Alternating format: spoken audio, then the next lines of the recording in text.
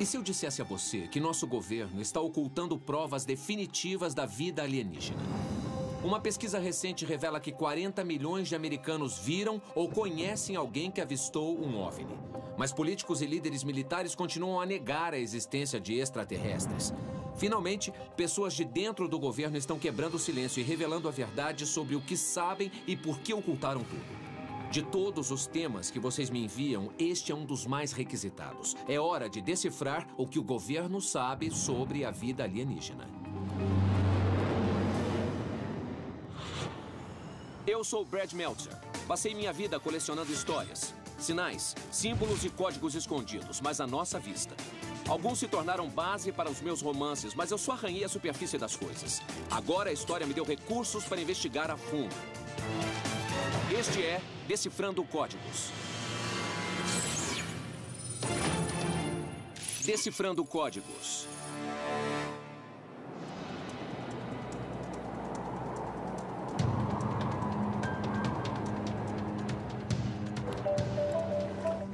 Oi, Brad. Oi, Brad. Eis as novidades. Quem está preparado para ter um contato de terceiro grau? Ah, sem essa. Como em Alien? Tá legal, eu posso sentir daqui o ceticismo de vocês. Só um pouco. Eu acho que sou eu. Bom, eu devo dizer que há várias pessoas de excelente renome e muito inteligentes que discordariam de vocês. Sério? Como quem? O ex-presidente Ronald Reagan. Fala sério? É? O ex-presidente Jimmy Carter. O quê? O ex-primeiro-ministro Mikhail Gorbachev. Eles foram chefes do Estado e podem ter evidências. É Eu tô estranho. dizendo que as pessoas realmente acreditam nessas coisas. E o primeiro lugar que deveriam visitar é o local do mais famoso incidente americano com OVNI. Roswell, Novo México. Tá. Você pode pensar que já ouviu isso antes, mas tem mais. Eis o que a maioria das pessoas sabe sobre Roswell, Novo México. Em julho de 1947, um porta-voz do governo publicou uma matéria no jornal dizendo que haviam recuperado um disco voador.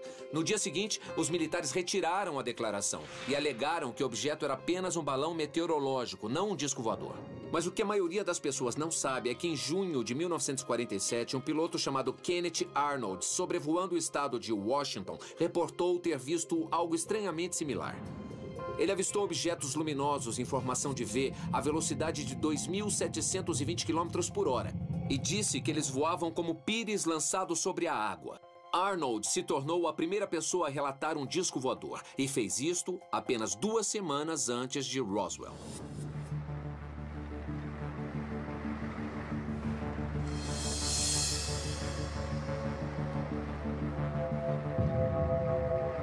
OVNI, Museu e Centro de Pesquisa. Meu pai foi Walter Roth. Ele era tenente da base local, Aeródromo Militar de Roswell. Ele era navegador de bombardeiro com experiência em voo. E também era a porta-voz oficial da base. Julie Shuster, diretora do Roswell International. Em 8 de julho de 1947, o coronel Blanchard o chamou de manhã e disse: "Você precisa fazer um comunicado à imprensa. Encontramos um disco voador." Ele fez o comunicado. "Basicamente, temos em nossa posse um disco voador e está sendo levado para outra base." Então, houve uma história contraditória. No dia seguinte, o general Ray me disse que tratava-se de um balão meteorológico. As pessoas aqui não sabiam do que estavam falando.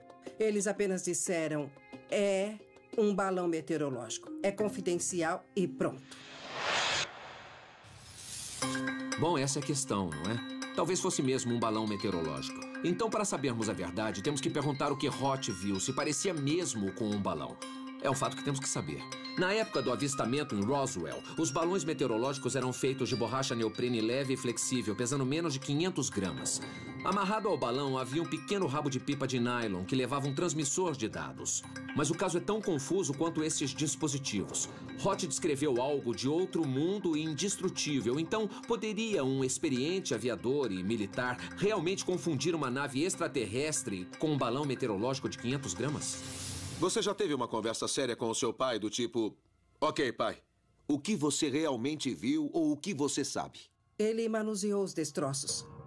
Ah. Um dia eu perguntei a ele sobre detalhes do disco. Tinha 7 metros de diâmetro. Ele disse coisas do tipo: não dava para queimá-lo, não dava para rasgá-lo, não dava para cortá-lo. Isso me mostrou que aquilo não era desse mundo. O seu pai viu os corpos? Meu pai viu alguma coisa embaixo de uma lona em um hangar. Ele disse que tinha grandes olhos negros, fendas em lugar do nariz, da boca e dos ouvidos, 4 dedos longos, braços longos, o que para mim parece bem detalhado para alguém que não viu nada. Você acha que o governo pode estar encobrindo alguma coisa? Minha opinião? A opinião geral de provavelmente 75% das pessoas que visitam o museu? Sim, o governo está escondendo alguma coisa. Sim, acredito que fomos visitados. Eu particularmente acredito que haja mais lá fora.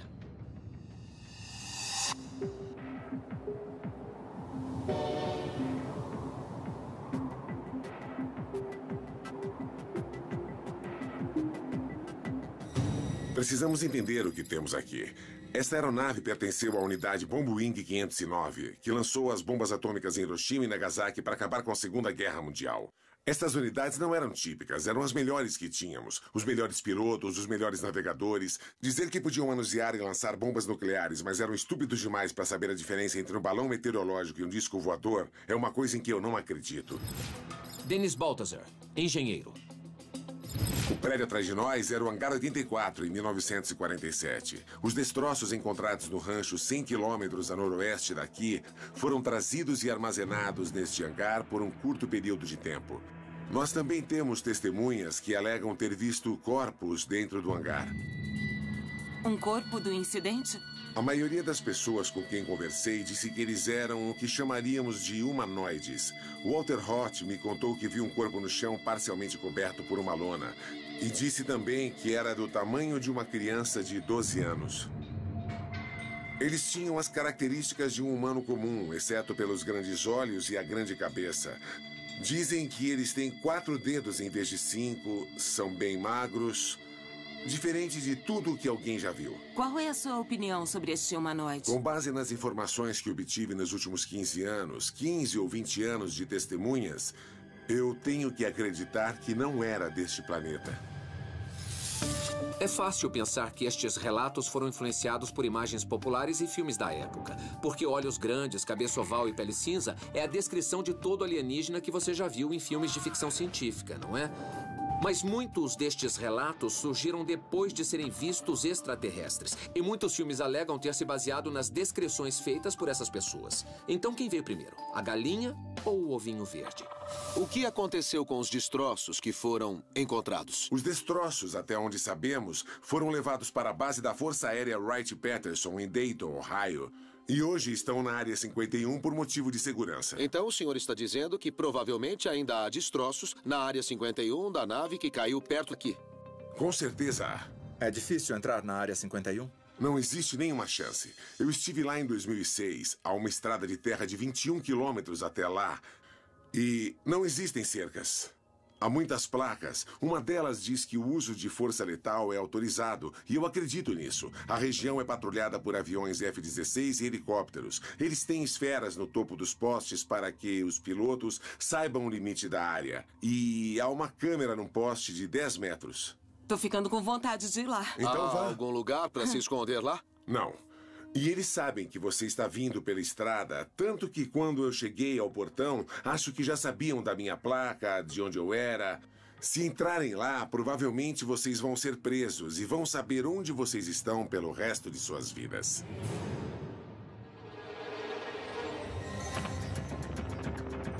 Eu acho que alguma coisa está sendo encoberta, mas o que eu não sei é em que ponto o encobrimento começa. Bom, vamos começar com o primeiro comunicado à imprensa. Soubemos através de Julie Chester que seu pai fez esse comunicado à imprensa e antes que o dia terminasse, o comunicado foi retirado e alterado.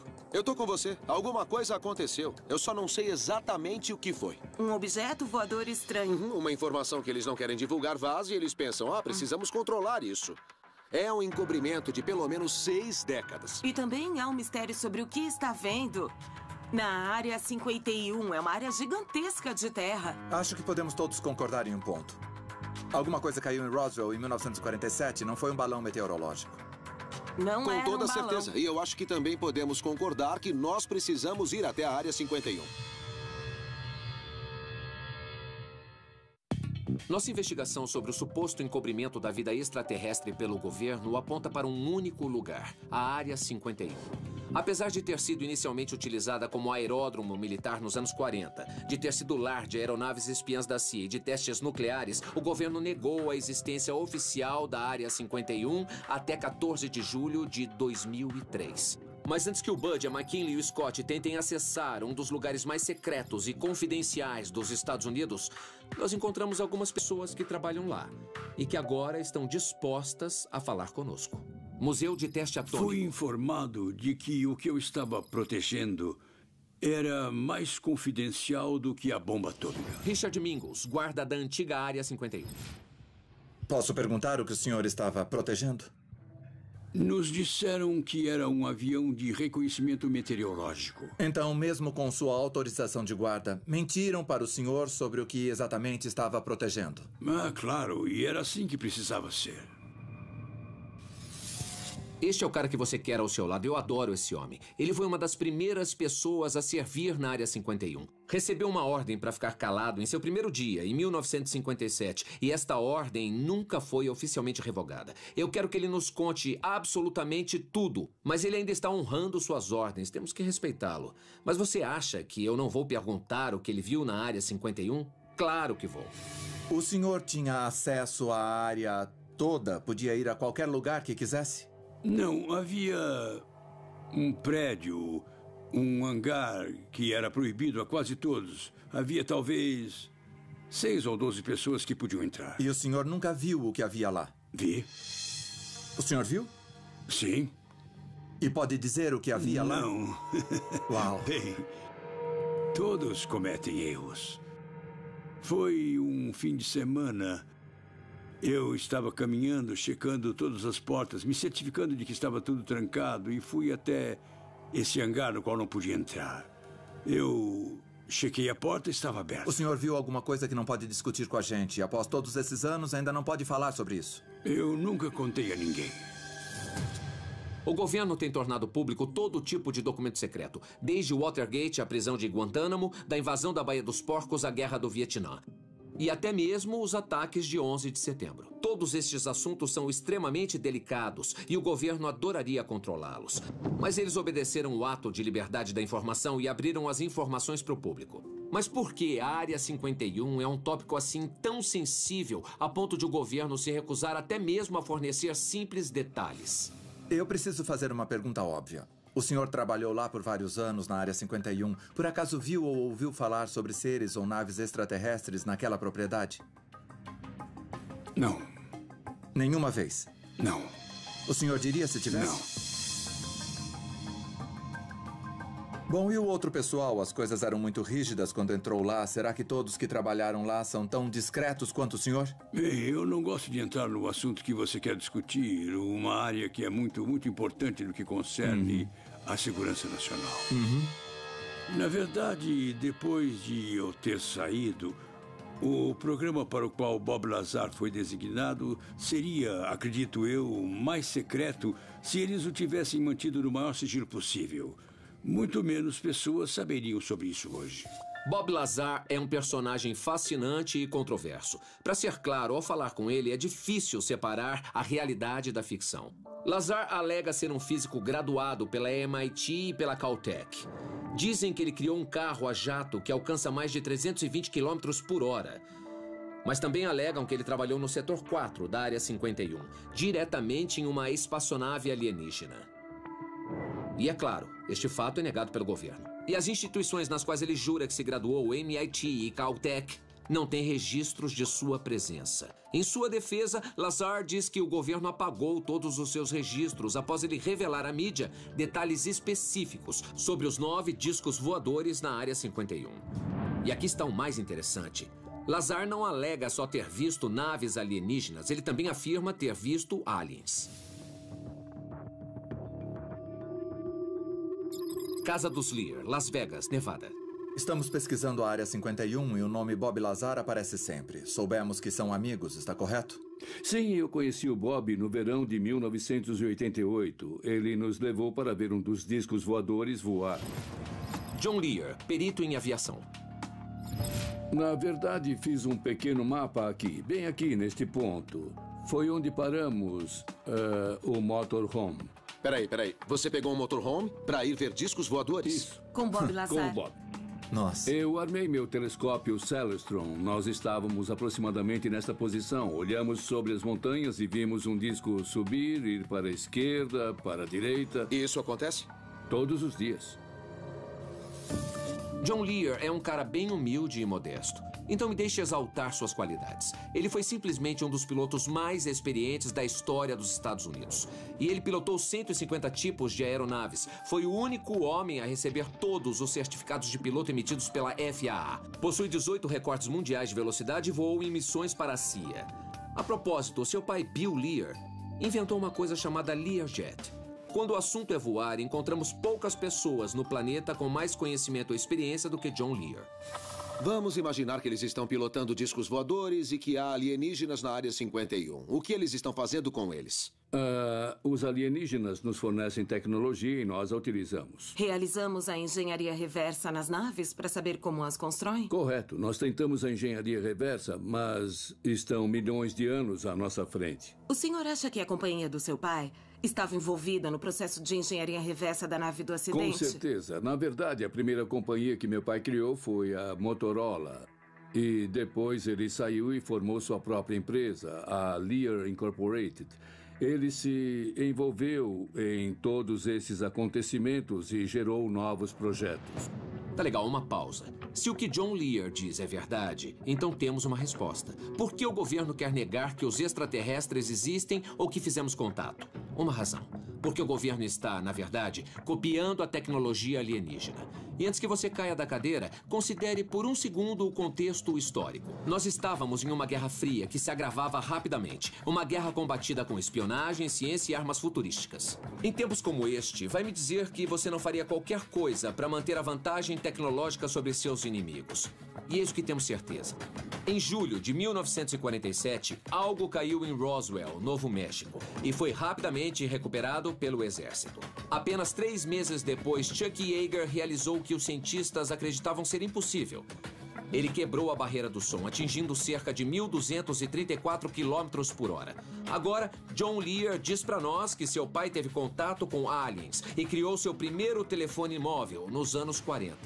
Isso foi antes da televisão em cores, das rodas nas malas, em uma era que os médicos ainda acreditavam que o cigarro fazia bem para você. Em 1969, a Motorola fez um grande avanço, como na frase "um pequeno passo para o homem, um grande salto para a humanidade". Neil Armstrong falou com a Terra usando um Motorola, que por acaso funcionava no espaço. Dá para acreditar nisso? John, muitas das pessoas com as quais falamos e que tinham acesso como guardas levam isso muito a sério e não falam sobre as coisas que viram. Por que Bob Lazar quebrou o silêncio, por assim dizer? Porque ele sentiu que o público precisava saber o que estava acontecendo. Como pode algo tão grande que afeta todos nós ser mantido em segredo? Prontos para mais um fato incrível? Vocês sabem o que houve com Bob Lazar após seu suposto encontro com aliens? Ele fundou uma companhia chamada United Nuclear. Eles são uma empresa científica que vende itens como minérios radioativos, superímãs e aerogel. O material sólido mais leve e de densidade mais baixa que o homem conhece. Esta coisa é tão leve que pesa só 3 vezes mais do que o ar, mas pode suportar 1000 vezes o seu peso. E seu ponto de fusão é de 1.200 graus Celsius. Eu sei que sou estranho, mas temos que admitir. As pessoas que alegam ter tido contato com alienígenas parecem ter subitamente criado materiais e tecnologia nunca antes vistos na Terra. Como eles conseguem manter esse segredo por tanto tempo? Eles são muito bons em guardar segredos. Eles já vêm fazendo isto muito antes de Roswell. Cobrem tudo muito bem, até estarem prontos para revelar alguma coisa. Nada vaza. Vocês não fazem ideia do que não sabem.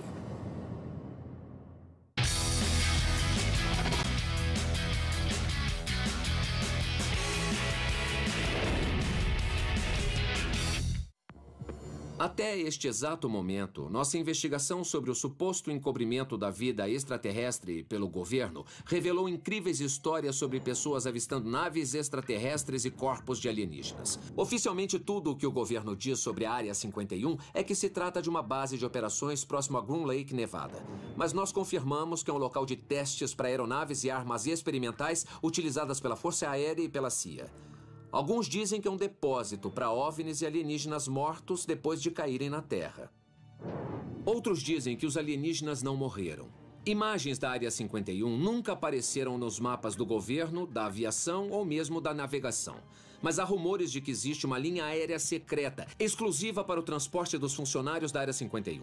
O aeroporto supostamente fica em um aeródromo não marcado, completamente oculto, a menos que saiba para onde olhar.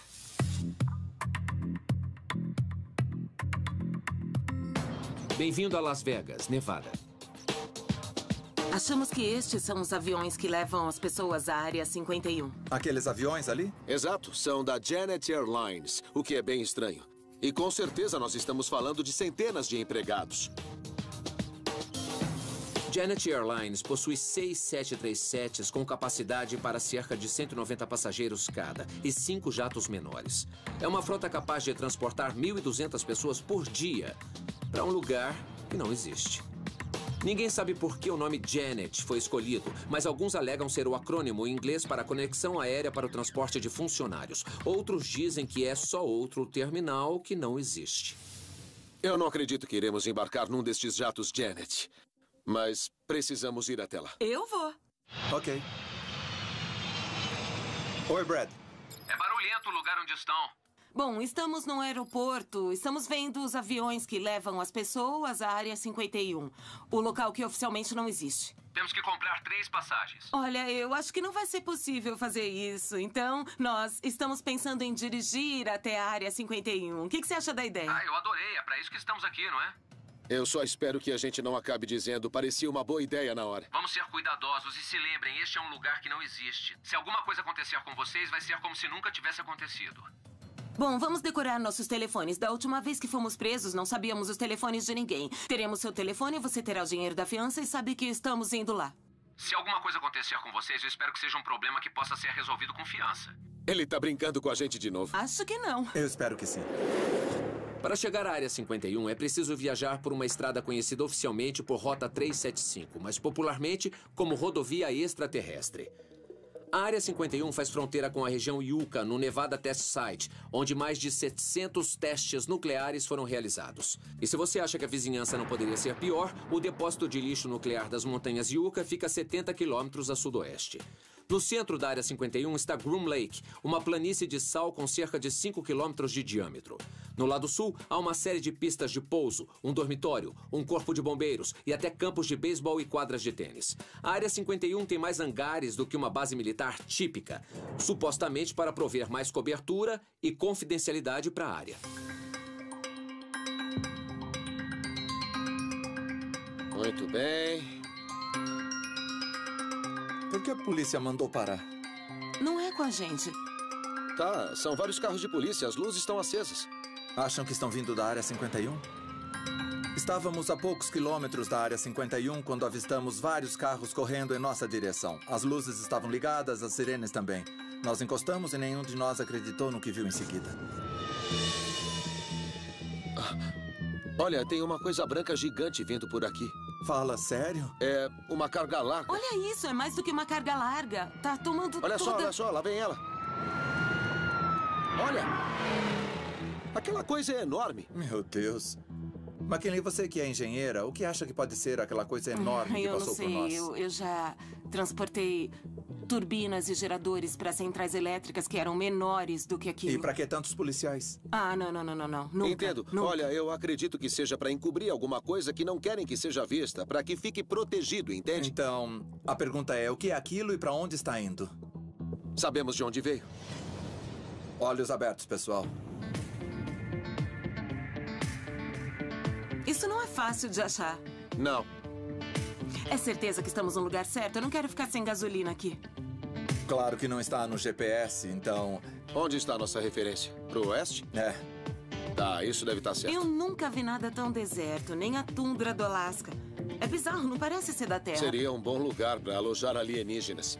Eles podem alojar qualquer coisa na Área 51, qualquer coisa. Vejam como é difícil chegar lá. Bom, se tiver sorte, pode chegar voando.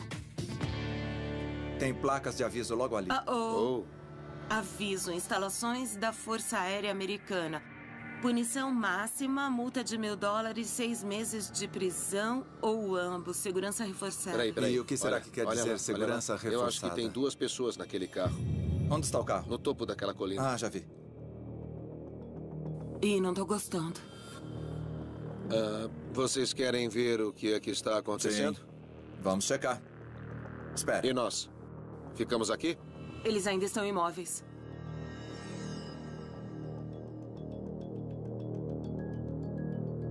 É contra a lei entrar nessa área sem o consentimento do comandante dessa instalação. Alguém tem essa permissão? Eu não tenho. Eu não.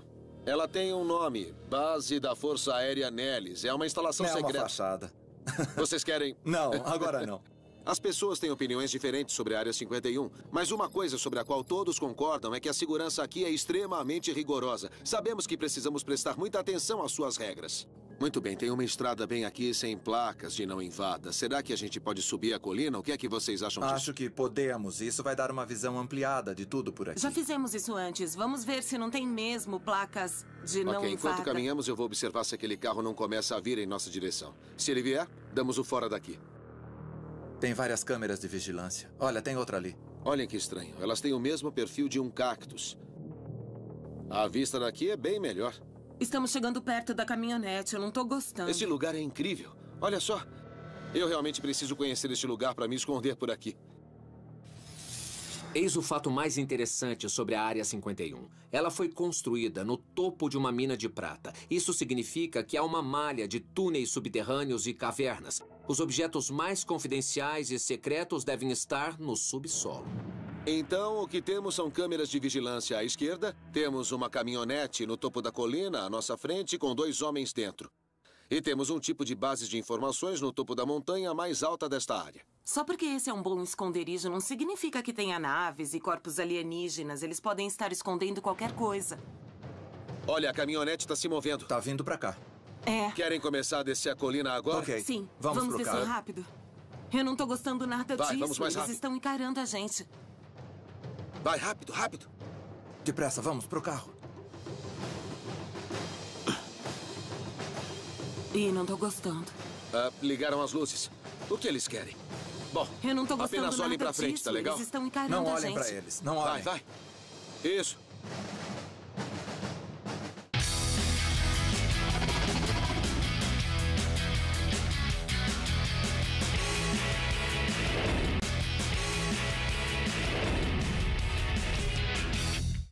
Estamos em busca de provas da existência de vida extraterrestre. Soubemos que o governo já pode tê-las achado. Agora a questão é o que exatamente eles sabem e por que eles não compartilham conosco. No tempo que passou lá em cima voando, o senhor já viu alguma coisa que não pôde explicar ou compreender? Um fenômeno em comum? Não, eu não. Mas tenho 2 grandes amigos, pilotos de caça de alta performance. Um deles viu um OVNI, não no ar, mas no solo. Ele jura até hoje que o objeto pousou em uma clareira próxima de onde eles acampavam. Alan Palmer, ex-piloto da Força Aérea Naval. Eu acredito no que eles dizem, mas se acredito que era um OVNI, não sei. Creio que ele não comentou isto com mais ninguém por razões óbvias. Por que eles não... O que você faria? Iria ao seu oficial, comandante ou sargento e diria: cara, fui acampar neste fim de semana e vi um OVNI. Você manuseia armas nucleares, você seria retirada da função até alguém dizer ou diagnosticar que ainda está bem. E acredite, nenhum piloto quer este destaque ou chamar atenção.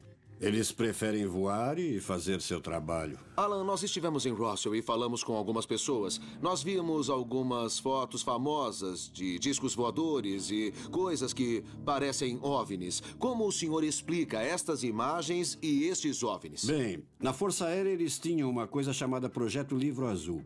E todo o relato de objeto voador não identificado que chegava à Força Aérea ia para esse livro. O Projeto Livro Azul foi uma ação secreta da Força Aérea iniciada em 1952 para determinar se os OVNIs representavam uma ameaça à segurança nacional. Antes de encerrarem o projeto, eles investigaram 12.618 relatos. Quando o Projeto Livro Azul foi revelado, a Força Aérea desconsiderou 97% dos avistamentos. Mais tarde, foi relatado que 22% dos avistamentos não puderam ser explicados. Mas aqui está o melhor. Adivinhem quem acabou mudando de opinião? O consultor científico do projeto, o Dr. J. Allen Hynek. Ele começou o Projeto Livro Azul como cético. Mas durante a pesquisa, isso acabou mudando. Hynek acusou seus colegas militares de apatia e ignorância por rotineiramente classificarem fenômenos inexplicáveis como pássaros ou balões. Não há evidências de que objetos voadores não identificados sejam uma ameaça à nossa segurança nacional. Como ele falou, o Projeto Livro Azul foi da investigação do inexplicável à explicação do não investigado. Então, pelo que eu entendi, o senhor está dizendo que existem fenômenos inexplicáveis ou objetos voadores não identificados por aí. E realmente vale a pena considerá-los e pesquisá-los. A verdade é que ainda há ocorrências e avistamentos de objetos que as pessoas não compreendem. Então o governo diz não ter provas de vida em seus registros, mas estes são só os registros que eles revelaram. O Bud McKinley e o Scott estão conversando com um oficial do alto escalão do governo, que está decidido a se arriscar, desafiando uma ordem e contando sua história. Eu gostaria de saber qual era a sua posição e o que o senhor fazia quando conseguia essa informação. Bom, eu era gerente de sucursal no Centro de Tecnologia da FAA em Atlantic City. John Callahan, ex-investigador da FAA. Vimos um avião descer, um 747 descer. Então, quando o piloto entrou na nossa frequência, disse: algum tráfego à frente? O controlador olhou o radar e disse: não há tráfego nenhum aqui. Então ele respondeu negativo. E o piloto disse: bom, eu tenho algo aqui às 11, 12 horas. Vejo luzes brancas e amarelas. Esse tipo de coisa. Ele olhou para aquela coisa e pensou: não tem uma aeronave desse tamanho. Tem 4 vezes o tamanho de um porta-aviões. Ele pilotava um 747 que tem um elevador dentro. O avião tem andares. É como um prédio de 2 andares voando. E ele estava olhando para uma coisa que era gigante, que era enorme e foi por isso que ele presumiu que era um avião. John, algum passageiro viu essa coisa? Toda a tripulação viu a mesma coisa. Então não foi só uma pessoa, o fato foi corroborado pelos vários membros? Sim, desenharam as mesmas figuras e tudo mais. John Callahan era o cara que a FAA chamava quando algo estranho ocorria nos céus. Mas ninguém jamais viu uma coisa tão estranha assim. Segundo a história de Callahan, um 747 se aproximou de uma aeronave não identificada tão grande que o radar a interpretou como uma frente climática. O piloto descreve a nave como esférica e brilhante. Mas o mais surpreendente era a maneira como se movia. A nave zigue-zagueava tão rápido que aparecia quilômetros à frente do avião em um momento e quilômetros atrás no outro. O incidente preocupou tanto os superiores de Callahan que eles alertaram de imediato a Casa Branca e convocaram a equipe especial de investigação do governo. A propósito, o próprio presidente Reagan alega ter visto um OVNI de um avião em Bakersville em 1974, muito antes de se tornar presidente. Reagan disse que ele emitiu uma luz branca brilhante e, como disse em seu relato, nós seguimos o objeto até Bakersville e, de repente, para nosso espanto, ele sumiu diretamente para os céus. Bom, eu voltei para o quartel após ver tudo aquilo. O almirante soube que eu estava no prédio, me chamou e disse: quero que me fale rapidamente sobre o que encontramos. Eu fui na sala dele e contei o que aconteceu. Então ele disse a um de seus assistentes: cancele todas as minhas reuniões desta noite, remarque para a próxima semana. Depois disse para nós: eu vou ver o Reagan. Vamos entregar isto para o grupo de pesquisa científica do presidente. E o material foi entregue a um grupo de 3 cientistas. Eles se pareciam com Einstein, tinham longos cabelos grisalhos, despenteados, vestiam belos ternos, mas eram esquisitos. E havia 3 caras com eles da CIA. Então, um dos cientistas sai e diz: este evento nunca aconteceu. Nós nunca estivemos aqui. Vamos confiscar todas essas informações e vocês vão jurar segredo. Então eu disse a ele: o que acha que era aquilo? E ele respondeu: é um OVNI. E aquela foi a primeira vez que eles tiveram alguns minutos de dados de radar para analisar. E ele disse, olhem eles lá, eles estavam babando para colocar as mãos em todo aquele material. Então a lição é: parem de chamar Washington. Parem de chamar Washington quando isso acontecer, não há mais porque... ninguém a chamar. Se você chamar a imprensa, vão achar que você é louco de qualquer forma. Eles sofreram uma lavagem cerebral, do tipo, se os OVNIs existissem, o governo saberia e o governo lhes diria. Eles sabem o que é bom para você e eles sabem o que você deve pensar.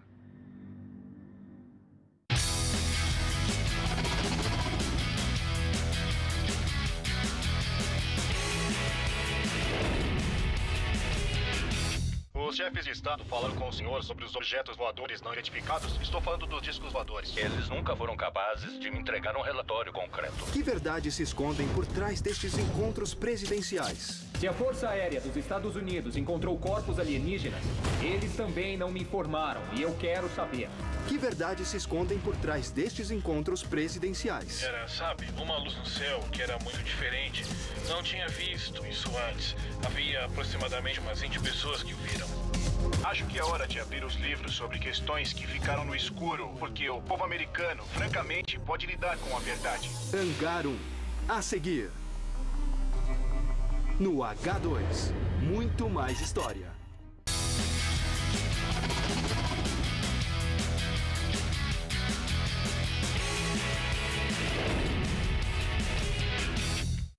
Nossa investigação sobre a vida extraterrestre tem levado o Bud, a Mac e o Scott a muitos lugares por aí.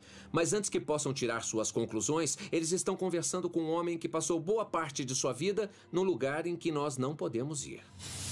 O senhor mencionou que esteve no espaço 6 vezes. Cada vez foi uma experiência diferente? Melhor a cada vez, pois sabíamos o que esperar. Story Musgrave, ex-astronauta. Quando esteve no espaço, o senhor viu algum ser por lá? Não, mas eu gostaria. Gostaria. Eu desejei. Ah, sim. Mas o senhor acha que há outro tipo de vida lá fora, mesmo não tendo evidências de que eles visitam nosso planeta? Toda vez que uma foto é feita com o Hubble, são 2.000 galáxias vezes 100 bilhões de estrelas. Isso são 2.000 vezes 100 bilhões. Então, em uma foto, olhamos para 200 trilhões de estrelas em uma foto do Hubble. E cada vez que tiramos uma foto, temos outros 100 trilhões de estrelas. O senhor está dizendo que a probabilidade... Enorme, é uma certeza. 1 trilhão são 1 milhão vezes 1 milhão. Mesmo que a chance de existência de vida próxima a uma estrela seja de 1 em 1 trilhão, em cada foto feita pelo Hubble haveria 200 planetas com vida.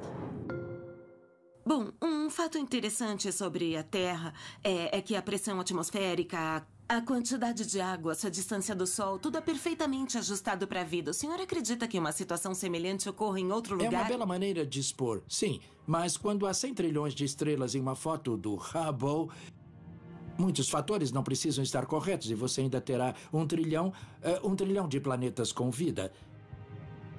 Aquela coisa lá fora é extremamente avançada. A linha evolutiva, ela... Da outra vida? Sim, da outra vida lá no espaço. As chances deles terem 2 bilhões de anos de tecnologia.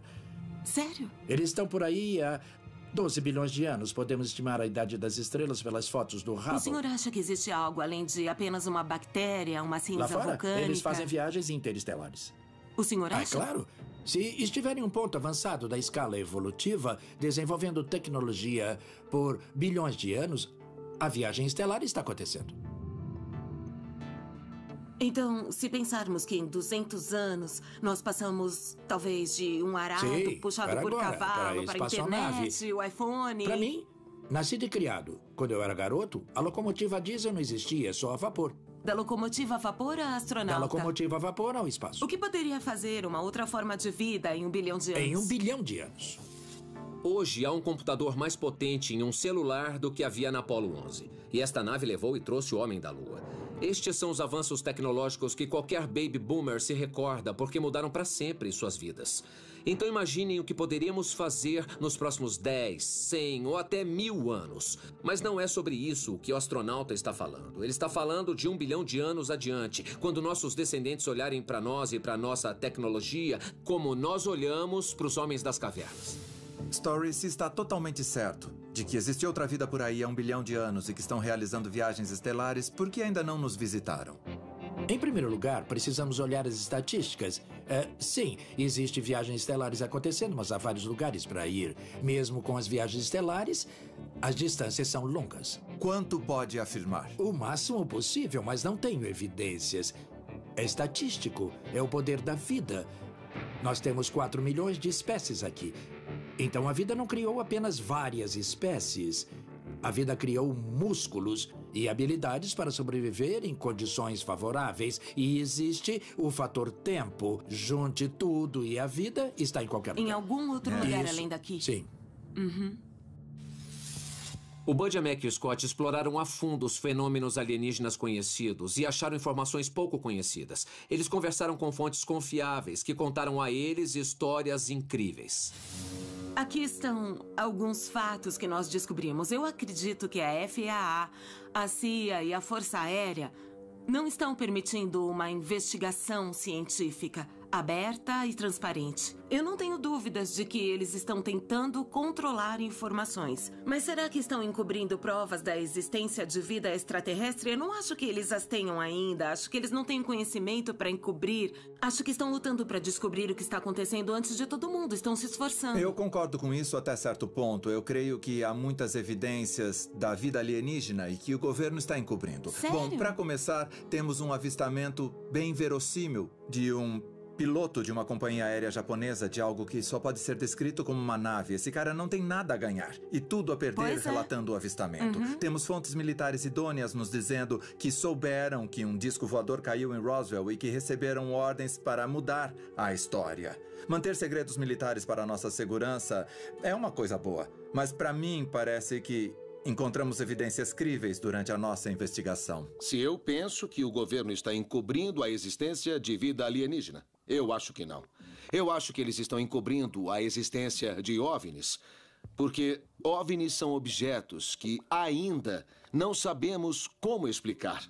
O incidente em Roswell, eu estou muito propenso a admitir que alguma coisa caiu em Roswell e o governo se apressou em mudar a história. Uma das coisas que realmente me levou a chegar a esta conclusão foi a conversa com Richard Mingus. Esse cara foi guarda de segurança na Área 51 e tinha acesso a todos os locais daquela base, exceto um lugar, um hangar proibido.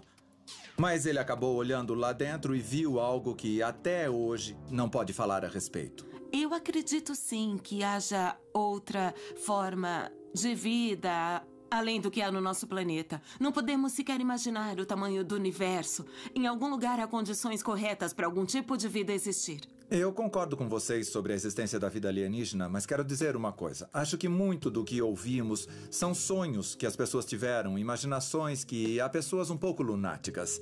Mas muitas das evidências que descobrimos ao longo da nossa investigação me fazem pensar que talvez não tenhamos sido visitados. Isso me faz lembrar da conversa que tivemos com Story Musgrave. Perguntamos a ele de repente: o senhor viu alguma coisa? Ele pensou e disse: não, mas gostaria muito. Bom, deixa eu fazer uma pergunta. Você acha que os alienígenas existem? Em qualquer lugar do universo? Eu vi um OVNI. É brincadeira, vai.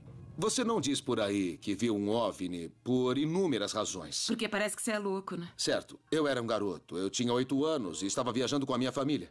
E meu pai olhou para o céu de dentro do carro e o parou imediatamente. Tinha um objeto oval, gigante, brilhando no céu. A luz vinha de dentro. Parecia que tinha fogo ao redor da extremidade. Nós paramos. E vários outros carros também. Todos saíram de seus carros e apontaram para aquela coisa. E ninguém sabia explicar o que era.